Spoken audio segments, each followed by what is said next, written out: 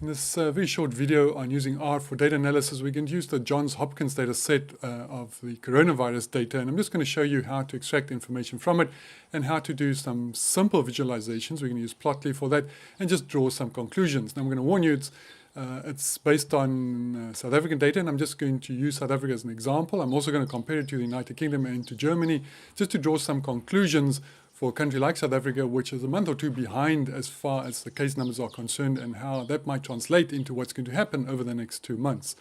Now, nothing ages like a YouTube video, and I'm going to say that again during the screencast, and 2 months from now we'll know exactly what had happened. So this is not the aim of that. It's just a video of how to extract some data. And now there's lots of ways to extract data from the Johns Hopkins data set, and I'm going to show you just one. We're just going to extract some countries, and we're going to build a new long-form data frame, and we're going to transform our data into there and do some simple analysis, descriptive statistics at least, and some data visualization. So the data that we're going to use is from Johns Hopkins University, and they keep a repository. The repository is also available on GitHub, and it gets updated daily. Now we've got to be circumspect about this data. Of course, it's not very accurate. I think it's the best job that is being done all over the world to collate this data. But if we just think locally, of course, I think in most places there'll be a lot of people that do not come for testing when they are ill, and they are, of course, never registered in the data. There are some seroprevalence studies. There are seroprevalence studies right here in South Africa, and some of them are suggesting a much higher positive rate than the rate of actual positive cases from swabs.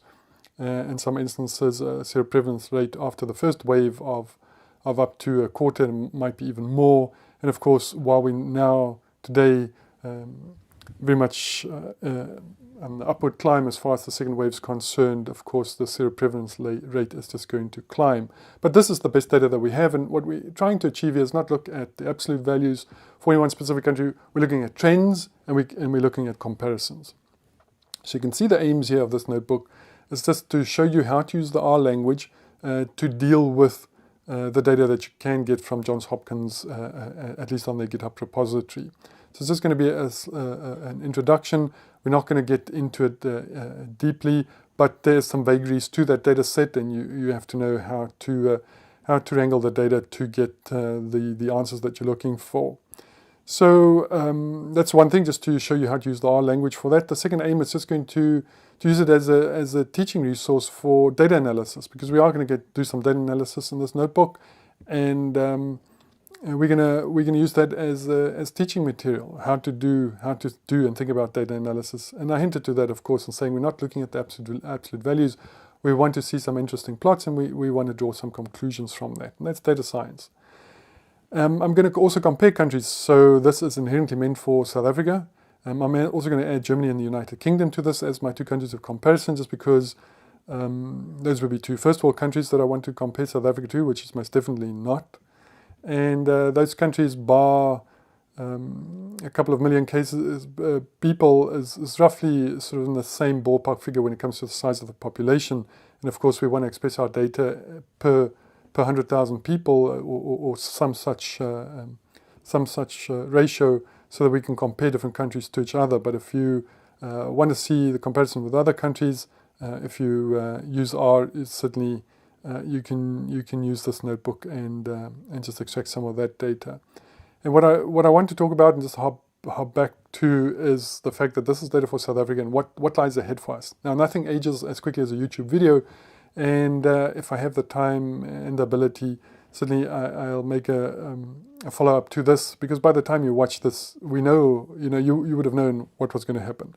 So we said right here at the end, you saw the date there, we said right here at the end of December, and we're thinking forward to what's going to happen. And instead of using, in this notebook at least, recurrent neural networks as far as deep learning is concerned, or some way to predict the future, some differential equations, etc., to predict the future, we're just going to use what has happened to other countries that are ahead of us in the timeline to predict what's going to happen to us, or look forward at least what's going to happen to us. The libraries that we're going to use to import into R, and remember, with these libraries, we extend the functions that are available to the language. We're going to use the reader library, the Plotly library and the DT library. So Reader is going to allow me to import a spreadsheet file that contains the data that's from Johns Hopkins, and it's going to store it as a tibble, which is easy to manipulate. Plotly is going to be my library for data visualization because it's nice and interactive, and DT is just to create nice tables on an HTML, which is for display in a browser. And this document that you see now comes from the Markdown file, which I knitted into an HTML file, and that's the result that you see here. So the data, you can see this is the URL for Johns Hopkins GitHub repository as far as where the data is concerned. And you can see here the data is in a CSV format, comma separated values. If you don't know what that is, remember that is just a very generic way of displaying spreadsheet data. So it is in a spreadsheet, but it is in what we call wide format. And we'll see, there are problems with dealing with wide format data. So I've imported it there using the reader from the Reader library that we imported, the read underscore CSV function, and then pass the URL as a string because it's inside of quotation marks. And I'm passing that to a computer variable that I've called confirmed raw. So that's just the raw data as it comes in. Remember the computer variable names that you use, that's up to you. Just make them descriptive so you know when you see that again weeks down the line that you know what you were trying to do. The names function is just going to give me the column headers, the names of the first row, in the first row of the data. So the heads of each of the columns. We all know what a spreadsheet looks like. Down the columns, down that column is going to be sort of the same data. And what we can see here, the first column states province or state, and the second one country or region, latitude, longitude, and then every day from the 22nd of January becomes its own column. And that's why this is wide data instead of long data. And long data, we would rather have a column for dates, and down the rows go all the dates. But here the dates are along the columns, and so that's wide data, and we'll have to do something about that. So you can see in this data set, every day it's going to be different, but it goes until yesterday, which was the 27th. So every time you run this, you're going to get a new date. If you do this, your final value is going to be different, and you're going to have more columns in your data set, and we'll have to address that fact. And the way that I'm going to do that is the ncol function there is going to tell us how many columns there are in the data set. As I said, every day you do this, there's going to be a different number, and I'm assigning this to a computer variable that I'm calling last.day.number. So that I know sort of what the column value is of the last column in my data set. And then I'm going to extract from that the actual date. And you can see there, this is 12/27/20. So this month, day, year in that format, which is not the format that we wanted in for analysis. So what I'm going to do, I'm going to extract that very last date in the top row, in other words, my column headers, and assign it to last.date, the computer variable last.date. And I'm using the asDate function. So I'm taking names from confirmed raw, and I'm using index notation here. So in that first row, which is my column headers, the final column, ncol confirmed raw. So I could have just said there last.day.number because I've assigned that to last.day.number. But I want to extract that as a date. So I'm passing all of that as arguments to asDate, and I'm telling R here that at the moment it's in month, day, year, and it's lowercase y because it's not 2020, it just states the 20 there. So it's not an uppercase y. So say that is a string, and please extract that as a date, and the format in which that string is this little format here. And once we've done that, we have our last date as a date. So let's extract data just from South Africa, and I'm going to assign that to computer variable SA, and we know the country /region, that is where all the country names are listed. And so I'm going to say, use index notation again, so take the confirmed raw data frame and confirmed raw $country /region, and because that / is not a standard character, I put these in these little tick marks. I've got to put that in tick marks. I can't just use the name after the dollar symbol there. Equals, so this is some Boolean logic here. If it is South Africa, please include that in this new variable SA. So I'm just extracting all that row that contains the data for South Africa. And remember, comma, all the columns. So that row, specific row that has South Africa in it, all the columns, because this is wide data. Now what I want to do is, remember the first one was state, and the second one is country, region, and then longitude, and then latitude. So it's only from column 5 onwards, which was 22 January onwards, that we have the actual confirmed cases numbers. So I'm going to assign that to a variable that I'm going to call sa.cases. And what I'm going to do is I'm going to use the as.numeric function to extract that as a vector. So I'm just going to have the list of cases day by day. I'm extracting that. So I'm saying, take what you have to take is from the SA data frame that I have now, take row 1, there's just this one row of data, 5, from 5 colon last day number. So that's from 5 right till the end. And that's why I saved it as last.day.number. Remember, that was how many columns I have, 200 or 400 or whatever, or 200 and something, whatever the case might be. So from column 5 right till the end. So now I'm going to have a vector just of the case values. And then, similarly, I want another list, another vector that just contains dates. So I'm going to say, call it dates, and I'm going to assign to that a sequence, SEQ function, as date, start on the first day, end on the last day. And remember, I saved that as a computer variable, last.date, and do that day by day. So I'm going to have 22 January, 23 January, 24 January, right up till 27 December. And now with these two vectors, I'm going to create a new data frame, which is now going to be in long form. So my first column is going to be the dates, and my second column is going to be the actual values. And I'm going to assign that data frame to the computable df, and then I'm going to use the data table function and print df to the screen. And that's why you can now see we have this in long form. So on the 22nd of January, we had no cases. 23rd of January, no cases. And this table, you can just flick through this table, and we can flick through this table, flick through it, and there we start seeing our first case there on the 5th of March. But it's now in long form. So I only have two columns, the day column to give me the date, and an RSA cases column to do that. And when I created this data frame right there, that's how I got the column headers. So I'm saying make a column header called day and pass the dates, that vector of dates that we created up here, that sequence of dates, and create another column called RSA cases and pass to that this list of case numbers that we extracted there using indexing and the as numeric function. So now I have a data set that I can really work with, and that's the crux of the matter of how to extract that long data into that wide data into this long format data. And this is just one way to do it. That's the beauty of the R language. There are better ways to do this, easier ways to do this, longer, more complex ways to do this. There are many ways to do this. This is one way, which is particularly, I think, easy to understand. So I think YouTube's going to put a little ad right now. So if you wanted to take a break, now's the time, and I'll see you after the break. So let's visualize this data from South Africa. We've got it in long format now, and I'm going to use plotly. So plot_ly is the function.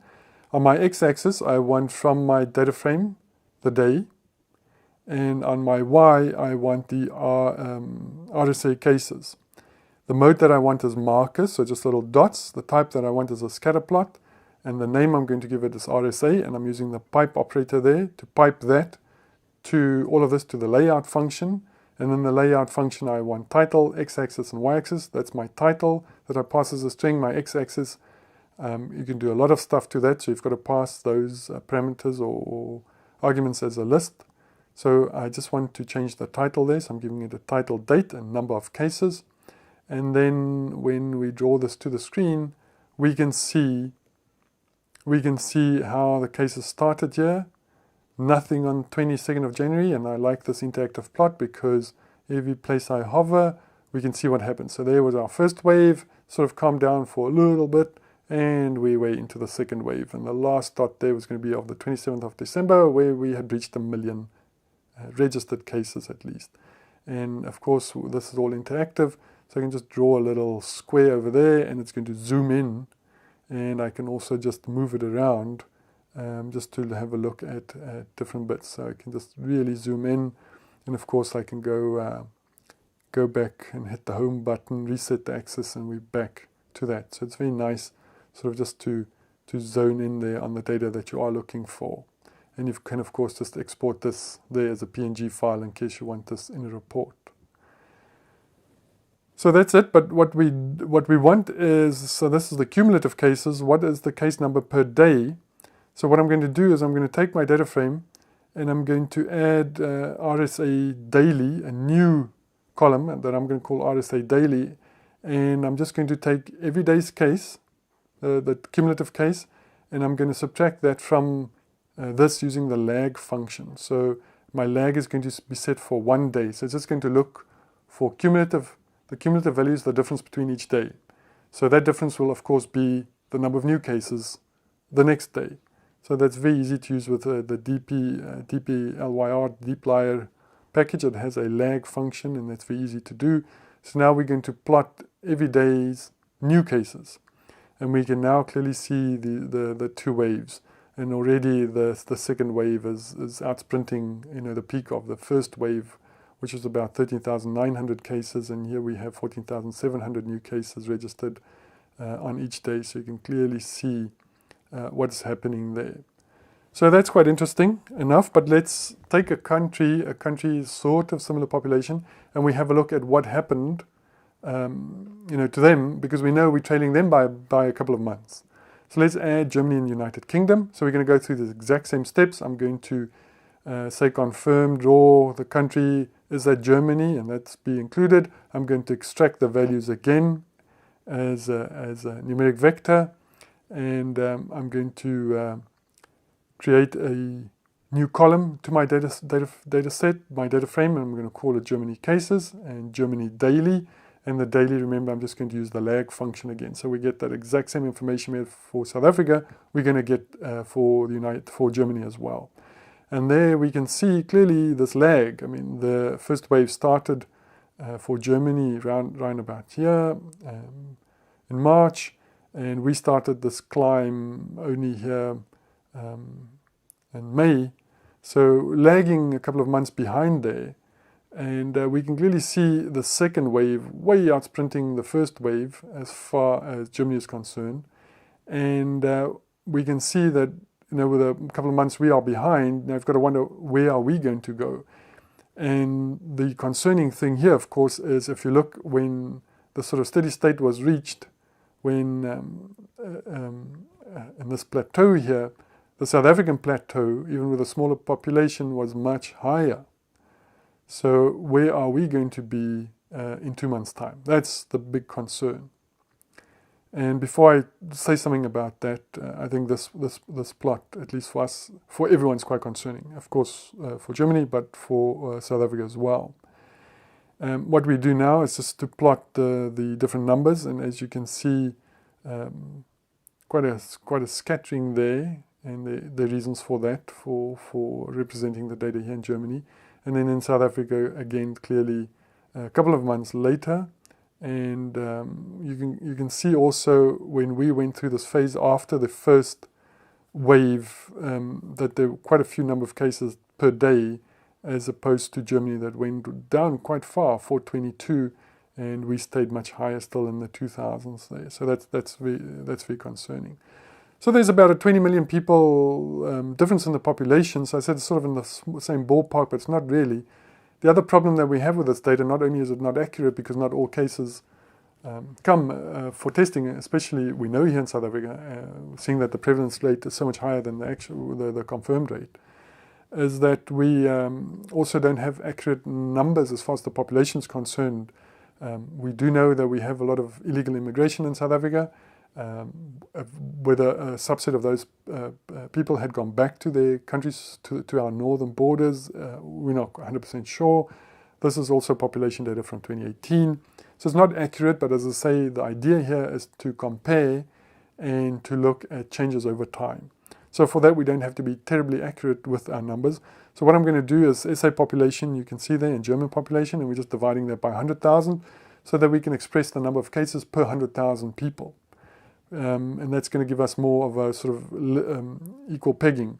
And then I'm just adding new columns here with the same sort of scenario. So I'm just taking the total cumulative cases and the daily cases and just dividing that by this per 100,000 people a value that I have. And now you can see, we're still in, as far as South Africa at least is concerned, is still in trouble, in as much as when we had this period after the second wave, much higher, even normalizing for the size of the populations.